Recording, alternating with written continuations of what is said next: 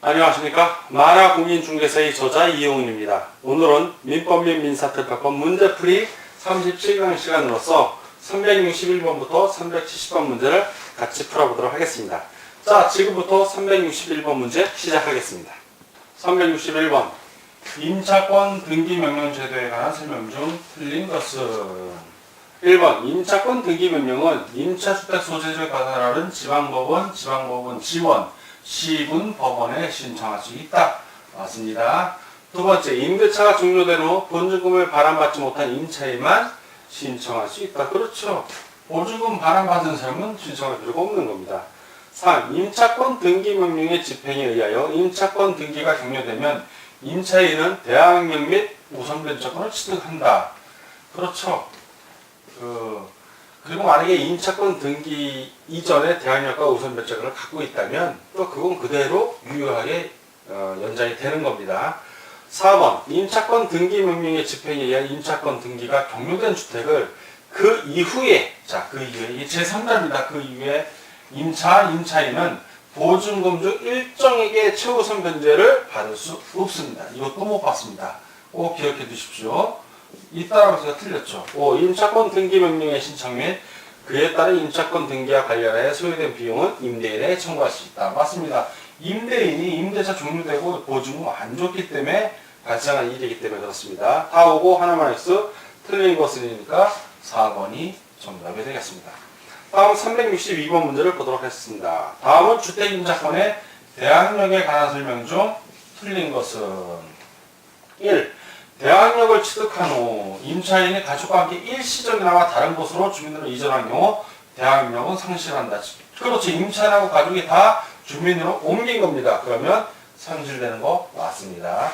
두 번째, 임차인이 임대인의 동의를 얻어 전대하고 그 전차인이 주택의 인도를 받아 주민으로 마신 때는 그 주민으로 이길부터 임차인이 대항력을 취득한다. 맞습니다. 3번 입주 및 전입신고를 한 주택의 소유자 갑이 원래 주택의 소유자 갑입니다. 그 주택을 을에게 1억 원에 매도했어요.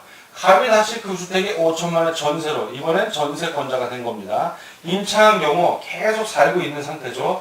임차인 갑의 대항력은 갑의 최초 전입신고일 이길부터 발생한다. 이상하죠 좀? 왜? 이 사람이 최초의 전입신고했을 때는 주택 소유자였잖아요. 그런데 임차권으로서의 대항력이 발생하려면 임차인이 돼야죠. 따라서 갑의 최초 전입일이 아니라 이거는 을 명의로 소유권 이전 등기를 한 그 다음날부터 발생합니다. 2002년 대법원 판례에 의해서 그렇습니다. 틀렸습니다. 4. 주민등록 직권 말소 이후 주민등록법상의 이 절차에 의하여 재등록이 이루어진 경우 그 재등록이 이루어지기 이전에 임차주택의 새로운 이해관계를 맺은 선의의 제3자에 대해서도 기존의 주택임차권의 대항력은 유지된다. 자, 요 질문 주의해서 보셔야 됩니다. 이건 맞는 질문인데 뭘 질문해야 되냐면 주민등록상의 이 절차에 의하여 재등록이 이루어진 경우에는 대항력이 유지됩니다. 선의의 제3자 재등록이 이르기 전에 그 새로운 이해관계 맺은 사람에 대해서. 그런데 주민등록상 이 절차에 이의하지 않고 재등록이 이루어진 경우에는 대항력이 유지 안 됩니다. 즉 법의 이의 절차에 따른 거는 유지가 되고 법의 이의 절차에 의하지 않은 경우는 유지가 안 된다는 거 꼭 알아두십시오. 지금 이 경우는 직권말소 이후 주민등록법상 이의 절차에 의해 재등록이 이루어진 경우이기 때문에 그 재등록이 이루어지는 임차주택의 새로운 이해관계를 맺은 선의의 제3자에 대해서도 기존의 주택임차권 대항력이 유지되는 겁니다. 맞습니다. 다음 5번 임차권 등기가 종료된 이후에 임차인은 소유의 보증금의 최우선 변제액도 받을 권리가 없다. 맞습니다. 다 오고 하나만 X 틀린 것은이니까 362번은 3번이 정답이 되겠습니다. 다음 363번 문제를 같이 보도록 하겠습니다. 363번 주택임대차에 관한 다음의 설명 중 틀린 것은 1. 대항 요건을 갖추고 확정일자를 받아 우선 변제권을 취득한 임차인이 그 계약서를 분실 또는 멸실하였더라도 우선 변제권이 소멸되지는 않는다. 대법원 판례로 인정이 됩니다. 또한 확정일자 같은 거를 기록을 합니다. 동사무소에. 그리고 동사무소에 다 주민등록 기록이 있기 때문에 이건 다 증명이 되죠. 경매에 들어가더라도. 2번 임차인은 임대차가 종료하지 않더라도, 자, 임대차가 종료하지 않더라도 일정한 보증으로 일정에게 대하여 주택 양주인에게 우선 변제를 청구할 수 없답니다. 없다. 임대차가 종료해야 되는 거고, 이러한 일정 보증금 중, 소액 보증금 중 일정액은 이건 경매에서 자기가 배당 요구 신청했을 때 받는 겁니다. 이건 틀렸네요. 3. 임차인이 일정한 보증금 중 일정액을 우선 변제받기 위해서는 임차주택에 대한 경매 개시 결정 등기 전에, 경매 등기 전에 임차권의 대항 요건, 이에 확정일자를 갖출 필요는 없다. 대항 요건만 갖추면 됩니다. 대항 요건만. 주민등록하고 주택인도만 받으면 되고, 확정일자를 갖출 필요 없다. 정확하게 설명되고 있습니다. 4. 이 확정일자는, 이거 대항력과 확정일자를 갖추면 변제, 즉 배당을 받을 수 있는 거고, 대항력만 갖추게 되면, 경매 개시 결정 등기자 대항력만 갖추게 되면 그때는 최우선 변제권을 받는 겁니다. 이 확정일자에 의해서 등기에 선호하고 날짜 따지면 똑같은 권리로 인정이 되는 겁니다. 4. 임차권 등기 명령을 받아 임차권 등기가 종료된 주택을 후에 임차한 자는 일정한 보증금 중 일정의 우선 변제를 받을 수 없다. 맞는 질문이고요. 5. 임차주택의 경매 절차에서 일정한 보증금 중 일정액에 대한 배당 요구를 하지 않은, 임차인은 항상 배당 요구를 해야 됩니다. 법원에서 다 날라와요. 언제까지 배당 요구를 해라 그러면 법원에 가서 그 양식대로 배당 요구해서 제출하면 됩니다. 근데 그 배당 요구를 하지 않은 임차인은 배당을 못 받아요. 그래서 배당받는 후순위 권리자에게, 후순위 채권자에게 부당이득을 이유로 배당금의 반환을 청구할 수는 없습니다. 못하는 겁니다. 자기 권리를 포기했기 때문에. 맞는 지문입니다. 다 오고 하나만 해서 틀린 것은이니까 363번은 2번이 정답이 되겠습니다. 다음 364번 문제를 같이 보도록 하겠습니다. Q. 주택의 임대차에 관한 설명 중 틀린 것은 1. 주택임대차보호법에 적용을 받는 주거용 건물에 해당하는지 여부는 임대 목적물의 공부상의 표시문을 기준으로 할 것이 아니라 그 실제 용도에 따라 정해야 한다. 정확하게 설명하고 있습니다. 이건 95년도 대법원 판례입니다. 이 임대인의 주택을 1년간 임차하기로 한 임차인이 계약기간이 종료되었음을 이유로 임대인에게 보증금 반환을 청구한 경우 임대인은 주택임대차보호법에 의해 그 임대차의 존속기간이 2년임을 이유로 보증금 반환을 거절했었다. 보증금 반환을 거절했었다. 그렇죠. 임대인은 거절 못합니다. 임차인은 계약 1년간 임차하기로 계약을 하면 1년을 주장할 수도 있고 2년을 주장할 수도 있습니다. 그러나 임대인은 이거에 대해서 말을 못합니다. 맞는 질문이 되겠습니다. 3번 주택임대차보호법에 의한 주택의 인도와 주민등록이라는 대항요건은 그 대항력을 취득 시에만 구비되면 족한 것이 아니고 그 대항력을 유지하기 위하여 계속 존속하고 있어야 한다. 맞습니다. 계속 존속하고 있어야 됩니다. 98년도 대법원 판례입니다. 4. 주택임대차보호법상 이 대항력과 우선변제권의 두 가지 권리를 겸유하고 있는 임차인이 임차주택에 대한 경매 절차에서 보증금 전액을 배당받지 못한 때는, 자, 보증금 전액을 배당받지 못한 때는 보증금 중 배당받을 수 있었던 금액을 공제한 잔액에 관하여 경락인에게 대항하여 이를 반환받을 때까지 임대차 관계를 존속을 주장할 수 있다. 자, 이 경우 임차인은, 자, 대항력과 우선변제가 두 가지를 겸유하고 있는 이 말 자체는 이 사람이 말하는 최우선 변진이라는 얘기입니다. 최선순위라는 겁니다. 즉 저당권이나 가압류, 가등기보다도 우선하는 임차인이기 때문에 타 배당받지 못했을 때는 주장할 수 있습니다. 그러나 이 임차인이 저당권보다 후순위인 경우에는 대항력 경매로 권리가 말소되기 때문에 그때는 주장할 수 없습니다. 그러나 이 지문에서는 권리를 겸유하고 있다고 했기 때문에 맞는 지문이 되겠습니다.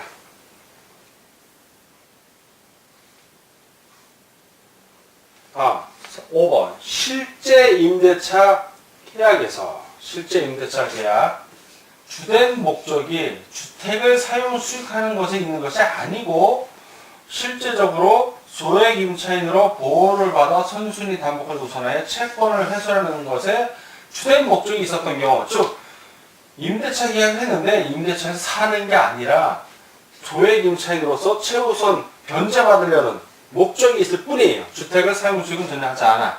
자, 이럴 경우에는 주택임대차법에 소액 임차인이라 하더라도 우선 변제받을 수 없습니다. 판례가. 실제로 살면서 최우선 변제받는 거라면 모를까? 단지 최우선 변제받으려고 주택 임대차 계약하는 거를 방지하는 겁니다. 그래서 없다가 정답입니다. 틀렸죠? 다 오고 하나만 해서 틀린 것을 고르니까 5번이 정답이 되겠습니다. 다음 365번 문제를 같이 보도록 하겠습니다. 주택임대차보호법상 주택임대차에 관한 다음 설명 중 틀린 것은 1. 주택임대차에 있어서 주택의 인도 및 주민등록이라는 대항 요건은 그 대항력 취득시에만 구비하면 족한 것이 아니고 대항력을 유지하기 위하여 계속 준수하고 있어야 한다. 맞고요. 2. 주택임대차보호법상의 대항 요건은 임차인 본인뿐만 아니라 그 배우자, 자녀 등 가족의 주민등록을 포함한다. 맞습니다. 그래서 본인이 일시적으로 사업 등 직장 등으로 보고 가족이나 배우자가 주민등록을 해도 유효합니다. 3. 주택의 임차인이 제3자에 대한 대항력을 갖춘 후 임차주택의 소유권이 양도돼요. 자, 대항력을 갖춘 후에 임차주택의 소유권이 양도된 겁니다. 그 양수인이, 주인이 바뀐 주인을 말해요. 임대인의 지위를 승계한 경우, 승계 당연히 승계합니다. 임차인은 양도인, 종전 임대인에 대하여 임차 보증금의 반환을 청구할 수 있다? 없습니다. 없어요. 자, 물론 그 임대차 기간이 만료가 돼서 대항력이 상실된 경우라면 모를까? 임대차 대항력을 갖춘 후 유지되는 상태에서 주인이 바뀌면 바뀐 주인에 대해서만 받으면 되는 겁니다. 그래서 이전의 양도인, 즉 이전 주인은 임대인으로서 지위도 소멸하고 보증금 반환 채무도 소멸하는 겁니다. 이거 틀렸네요. 자, 주거용 건물에 해당하는지 여부는 임대차 목적물의 공도상의 표시만을 기준으로 할 것이 아니라 실제 용도에 따라서 정해야 한다. 맞고요. 5. 임차인이 보증금 중 일정액을 다른 담보권자보다 우선하여 변제받기 위하여는 주택에 대한 경매 개시 결정 등기 전에 대항 요건, 즉 주민등록하고 주택 인도를 받아야 된다는 얘기입니다. 맞습니다. 다 오고 하나만 X 틀린 것은이니까 365번은 3번이 되겠습니다. 다음 366번 문제를 같이 보도록 하겠습니다. 366번 주택임대차보호법의 내용에 관한 설명 중 틀린 것은 1번 법인이 임차한 주택을, 자, 임차인이 법인이라는 얘기입니다. 양수한 자는, 양수한 자, 새로운 매수인을 생각하시면 돼요. 동법에 의하여 임대인의 지위를 승계하지 않습니다. 예, 법인이 임차한 주택은 법인 중에서 물론 한국토지주택공사나 지방공사가 소유한 법인인 경우에는 주택임대차보호의 보호를 받지만 일반적으로 법인이라고 할 때는 이 법인은 주택임대차보호법상의 보호를 못 받습니다. 따라서 임대인이 임차보증금 반환 책임을 면책시키기로 하는 당사자의 약정이 없는 한 임대인이 법인에 대한 임차보증금 반환 채무는 소멸하지 않습니다. 원래 임대인, 즉 양도인이죠.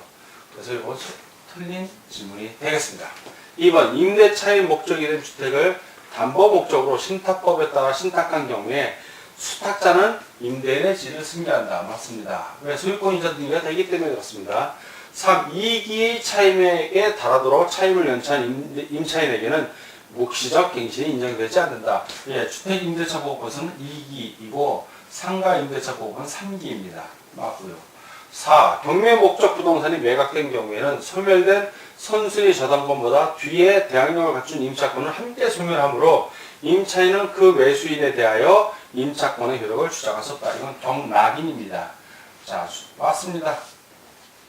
5. 임차주택에서 가정 공동생활을 하던 사실혼 배우자는 임차인의 사망 후 1월 이내에 임대인에게 반대 의사를 표시함으로써 임차권을 승계하지 않을 수 있다. 맞습니다. 다 오고 하나만 X, 틀린 걸 고르니까 366번은 1번이 정답이 되겠습니다.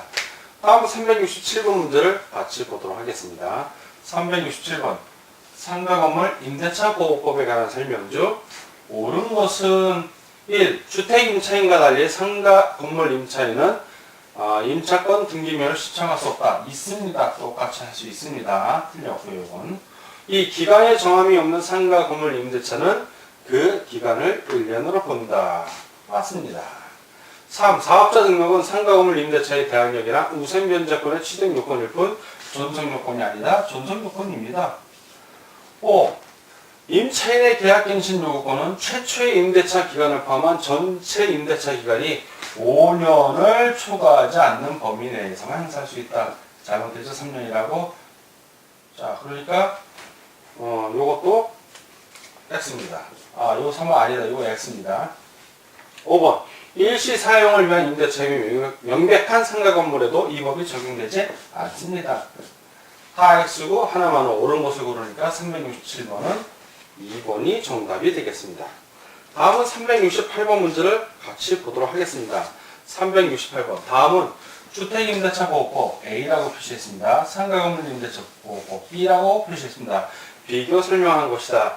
틀린 것은 1. 적용 범위는 A는 주거용 건물의 전부 또는 일부의 임대차에 B는 일정한 보증금액을 초과하지 않는 범위 내의 사업자 등록의 대상이 되는 상가 건물의 임대차이다. 정확하게 설명하고 있습니다. 2. 대항력은 A는 주택의 인도와 주민등록을 마친 다음 날부터 B는 건물의 인도와 부가가치세법에 의한 자, 이거 못하고요. 부가가치세법에 의한 사업자 등록을 신청. 사업자 등록을 한 날이 아니라 신청한 다음 날입니다. 각각 발생한다. 맞고요. 3. 존속기간은 기간의 정함이 없거나 2년 미만의 기간으로 정한 때는 A, B 모두 임대차 기간을 2년으로 본다. A, B 모두가 아니죠. A는 맞아요. 2년 미만은 2년으로 보고 B는 1년 미만은 1년으로 본다입니다. 이건 틀렸네요. 4. 차임 또는 보증금의 증액 청구는 A는 약정 차임 또는 보증금의 20분의 1을 B는 청구 당시의 차임 또는 보증금의 100분의 9의 금액을 각각 초과하지 못한다. 맞습니다. 5. 보증금의 전부 또는 일부의 월 단위 차임 전환은 A는 연 1할 4푼, B는 연 1할 5푼을 각각 곱한 월 차임의 범위를 초과할 수 없다. 맞습니다. 다 오고 하나만 X 틀린 것이니까 368번은 3번이 정답이 되겠습니다. 다음 369번 문제를 같이 보도록 하겠습니다. 369번 상가 건물 임대차 보호법에 관한 설명 중 틀린 것은 1번 임대차 기간을 1년 미만으로 정한 특약이 있는 경우 임대인은 그 기간의 유효함을 주장할 수 있다. 없죠. 임대인은 임차인입니다. 틀렸죠? 이 임대차가 종료한 경우에도 임차인이 보증금을 반환받을 때까지 임대차 관계는 존속하는 것으로 본다. 맞습니다. 4. 임차인의 계약갱신 요구권은 최초의 임대차 기간을 포함한 전체 임대차 기간이 5년을 초과하지 않는 범위 내에서만 행사할 수 있다. 맞습니다. 4. 임차권 등기 명령 신청을 기각하는 법원의 결정에 대하여 임차인을 항고할 수 있다. 맞고요. 5. 임차인이 3기의 차임액에 달하도록 차임을 연체한 경우 임대인은 임차인의 계약갱신 요구를 거절할 수 있다. 3기 연체 맞습니다. 다 오고 하나만 X 틀린 것이니까 369번은 1번이 답이 되겠습니다. 다음 370번 문제를 같이 보도록 하겠습니다. 370번 상가 건물 임대차 보호법에 적용을 받는 임대차에 관한 설명 중 옳은 것은 모두 고르면 모두 기업 권리금이 해수에 관한 명문 규정을 둠으로써 임차인의 권리를 보호하고 있다. 권리금이 아니라 보증금이죠. 틀렸고요. 니은 계약이 종료하면 임차인은 목적물을 원상으로 회복하여 반환한다는 특약이 임차인의 비용 상환 청구권을 배제하는 취지라면 임차인의 불리함으로 무효이다.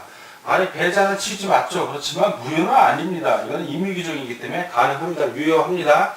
틀렸고요. 디귿 임차권 등기 명령에 따라 임차권 등기가 등자입니다. 종료된 후에 건물을 임차한 자에게는 보증금 중 일정에 대한 우선 변제권이 인정이 되지 않는다. 이건 주인법, 상인법 다 똑같습니다. 리을 대항력의 발생 요건은 상가건물 임대차 보호법의 경우는 상가건물 인도하고 사업자 등록 신청 2기니까 사업자 등록입니다. 계속 해야 돼요. 그리고 계약서상의 확정일자는 대항력의 발생 요건이 아니다. 맞습니다. 다 5가 아니라 디귿리만 5입니다. 그러면 디귿리를 찾으면 되겠네요. 자, 4번이 정답이 되겠습니다. 자, 지금까지 민법 및 민사특별법 문제풀이 37강 시간으로서 361번부터 370번까지 같이 함께 문제를 풀어봤습니다. 오늘 문제 푸느라고 수고하셨습니다. 다음 시간에 뵙겠습니다. 감사합니다.